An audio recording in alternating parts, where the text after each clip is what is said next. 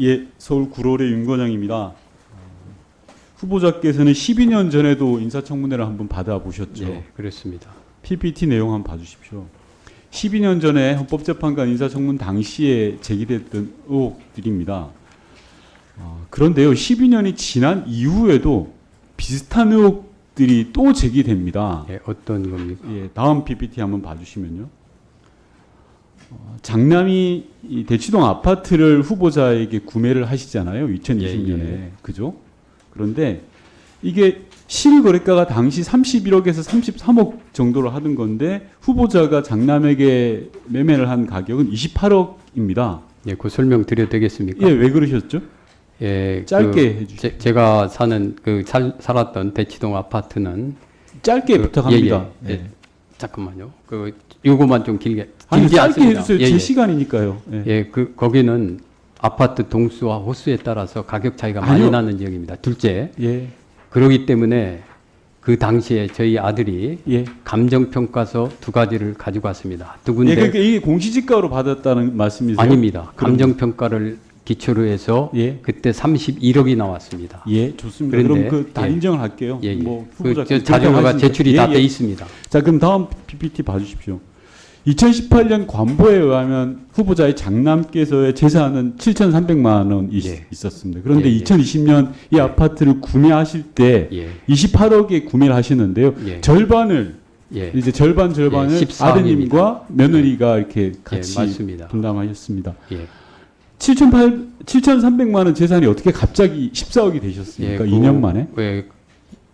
그 당시에 14억이고요. 예, 그 예. 중에서 임대보증금이 13억 5천 정도가 됩니다. 예. 그리고 거기에 또 장남이 그동안 벌었던 그 17년경서부터 18년까지 벌었던 돈이 있습니다. 네. 플러스 본인이 그 집을 살 즈음에 2억 정도의 자, 제가 사용을 설명드릴게요. 했습니다. 답변이 길어지니까 장남이 제출한 자료에 의하면 예. 급여를 2억 5천 받았다 그랬고요. 그리고 처갓집에서 1억 5천 증여를 받았다 그랬고요. 대출을 2억 받았다 그랬습니다. 도합 6억을 구했다고 했습니다. 그죠? 처갓집에서 받은 것이 죄송합니다만 3억입니다. 아니, 저한테 주신 자료가 1억 아니 5천. 그거는 오늘 자료가 다 제출이 돼 있을 겁니다. 아니, 그러니까 오늘- 1억 5천으로 제가 알고 좋습니다. 아니, 3억입니다. 예, 좋습니다. 그럼 예, 7억 예. 5천이라고 할게요. 예, 예. 14억에서 7억 5천만 해명이 되는 거고 나머지는 해명이 안 되는 아닙니다. 거예요. 그 자료 보시면은 자료를 다 보고 말씀드리는 거예요. 아니, 왜 자꾸 아니라 그러세요? 아니 후보자님? 그 후보자님, 제가 다시 물을게요. 예, 예. 답변을 정확하게 해주시고 예, 짧게 예. 하시면 돼요. 예, 예. 14억에 대한 소명을 해야 되는데 예. 자제분께서 벌었던 급여가 2억 5천, 증여받은 게 3억이라면 3억, 그럼 도합 5억 5천이에요. 예, 은행에서 대출받은 게 2억이에요. 예. 7억 5천이에요. 거기에다 나머지 6억 임대보증금이 있지 않습니까? 임대보증금은 그럼 며느리가 한 건 14억을 어디서 나셨습니까? 며느리도 제가 직을 얘기하면 됩니까? 예?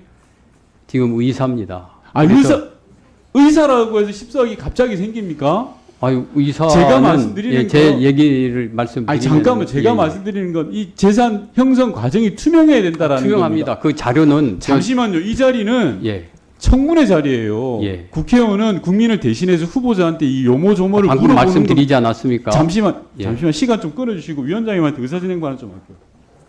예. 위원장님, 후보자가 계속해서요, 의원들 질의에 대해서 본의원 질의만이 아니라 계속 일종의 뭐 이런 느낌이 드는데 싸우려는 듯한 느낌으로 계속 대답을 하십니다. 이래가지고는 네. 제대로 된 청문회가 저는 진행되지 않는다고 생각합니다. 의원이 질의하는 질문에 답변을 하시고 시간이 부족하면 위원장한테 허가를 득해서 나중에 답을 하면 됩니다. 지금도 본의원이 이야기하는데 계속 중간에 말을 자르고 들어오세요. 이러면 청문회가 제대로 진행 안 됩니다. 분명하게 경고해 주시고 지적해 주시기 바랍니다. 저기 후보자님 제가 몇 예. 번 완곡하게 말씀을 드렸는데요. 예. 네. 지금 우리 송구합니다. 청문위원이 20분이 넘죠. 예, 예. 예, 7분, 5분 이런 식으로 질의를 하다 보면 오늘 24시가 돼도 예. 사실 몇 차례 질문을 못 합니다. 예. 예, 국민을 대표해서 질문을 하는데 사실 시간이 굉장히 제한되어 있어요. 예. 그러다 보니까 질문 과정 속에서 즉각적인 답변을 하고 싶은 마음은 있겠지만 질의가 계속되는 한은 질의를 다 들어주시고 예. 주의 깊게 메모하셨다가 예. 시간이 끝나고 나면 답변할 수 있는 시간을 간략하게라도 드릴 테니까 예, 알겠습니다. 질문을 충분히 들어주시고 바로 답변하고 싶다라고 해도 좀 참았다가 답변해 주셨으면 예, 청문회가 원활하게 진행될 것 같습니다. 예, 송구합니다. 계속 이렇게 하시면 주의 드릴 수밖에 없어요. 예, 네네. 자, 그러면 4분으로 해서 다시 한번 질의를 하도록 하겠습니다. 네. 예, 질의 계속 이어가겠습니다. 자료에 의하면 건저당 채무가 없습니다. 따라서 28억을 전액 현금으로 구매했다고 밖에 본 의원은 생각할 수밖에 없습니다. 즉 자제분과 며느리가 각각 14억의 현금을 만든 겁니다. 그러면 그 14억을 어떻게 만들었는지에 대해서 국민들은 의구심을 갖는 거죠. 근데 본의원에게 제출한 자료를 보면 6, 7억 정도까지 밖에 해명이 안 됩니다. 나머지 자료에 대한 해명이 안 돼서 이런 질의를 드리는 거고요. 다음 PPT 봐주시면 합리적 의심으로 왜 이렇게 됐을까라는 생각을 해보면요. 재산신고 의무기간이 종료가 된 겁니다. 즉, 제가 생각할 때 이유는 단 하나라고 생각합니다. 후보자께서 헌법재판관을 마치시고 다시 공직을 맡을 생각이 별로 없으신 거예요. 그러다 보니까 이 난리가 났다라고 본인은 생각을 합니다. 나중에 억울한 게 있으면 답변을 하시면 되고요. 다음 PPT 봐주십시오. 제가 가장 문제로 보여지는 부분이 이런 부분입니다. 헌법재판관이라면 대한민국 법조계에서 어른입니다. 존경받아야 될 뿐이고 그 삶의 궤적 또한 그러해야 된다고 생각합니다. 그런데 후보자는 헌법재판관을 마치시고 정말 열일을 하셨습니다. 취업심사 대상이 아닌 시그니처라는 법무법인에 1년 근무하시고 곧바로 법무법인 화우로 옮기십니다. 그리고 회의 한 번에 중소기업 연봉을 받는 사회이사를 여러 군데를 하셨습니다. 과연 이러한 삶이 위법한 행위는 아니라 할지라도 헌법재판관을 하셨던 원로 법조인으로서 후배 법조인들에게 보여줘야 될 표상인가라는 것을 청문회에서 묻고 싶은 겁니다. 돈이 그리 궁한 것도 아니지 않습니까? 다음 PPT 봐주십시오. 후보자에게 몇 가지 질의를 좀 해보겠습니다. 중대재해처벌법이라고 잘 아시죠? 이 예. 중대재해처벌법이 노동자에게 필요한 법이라고 생각하십니까? 예, 필요합니다. 예, 좋습니다. 그러면 넘어가겠습니다. 후보자의 시선에서 봐주십시오. 건폭이 완전히 근절될 때까지 엄정 단속을 하겠다. 윤석열 대통령의 국무회의 발언입니다. 저 발언에 대해서 후보자의 시선에서 어떻게 바라보십니까? 예, 이거는 그 후보자로서 인권위원장 후보자로서요. 예, 인권위원장 후보자로서 이 부분에 대해서 제가 답변을 드리는 건 적절치 않은 것 같습니다. 정말 비겁합니다. 인권위원회는 독립기관이고요. 대통령이 뭐라 하더라도 대통령이 반인권적 발언을 하면 답을 해야 될 의무가 있고 책무가 있는 겁니다. 왜 이런 답을 피해 가십니까? 다음 PPT 보시면요. 인권위에서 24년 올해 이런 이야기를 결정을 내린 적이 있습니다. 국가기관은 노조와 노조원의 불법 행위의 사실에 근거해 비판할 수 있다.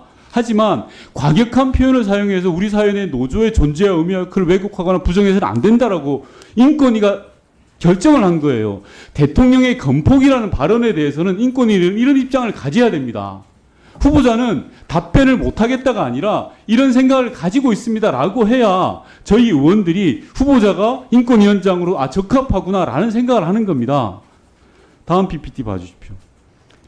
만약에 모 국무위원께서 해고된 노동자와 외부 세력이 자살 특공대처럼 행동한다. 노조는 머리부터 세탁해야 된다. 손배폭탄이 특효약이다. 라고 이야기를 했다고 하면 인권위의 시정 공고 대상입니까? 아닙니까? 이거는 제 혼자 판단할 문제가 아니요. 후보자 위원장 후보로 나온 거예요. 이걸 왜 혼자 판단을 못합니까? 그럼 다 물어봅니까? 다른 여러분들하고 후보자 같이, 개인의 판단을 묻는 거예요. 예, 이걸 시정공고 대상이라고 말도 못합니까? 이게 누가 한 말입니까? 이런 말을? 제가 예를 들었습니다. 모 국무위원이 이런 말을 했다면 어떻게 하시겠습니까? 시정공고 대상입니까? 아닙니까? 이게 지금 이 자리에서 제가 판단하는 것보다 정말 비겁합니다. 이건 비겁하다고밖에 말을 못하는 거예요. 다음 PPT 봐주십시오. 인권위는 2019년에 이미 이러한 공고들을 다 한 바가 있어요. 앞서 제가 보여드린 PPT는 김문수 고용노동부 장관이 한 발언입니다. 그러면 인권위는 김문수 고용노동부 장관에게 시정공고를 해야 돼요. 그게 인권위의 존재 가치고 책무입니다. 예, 우리 위원님 말씀을 유념해서 그 업무를 제가 된다면은 그렇게 수행하도록 하겠습니다.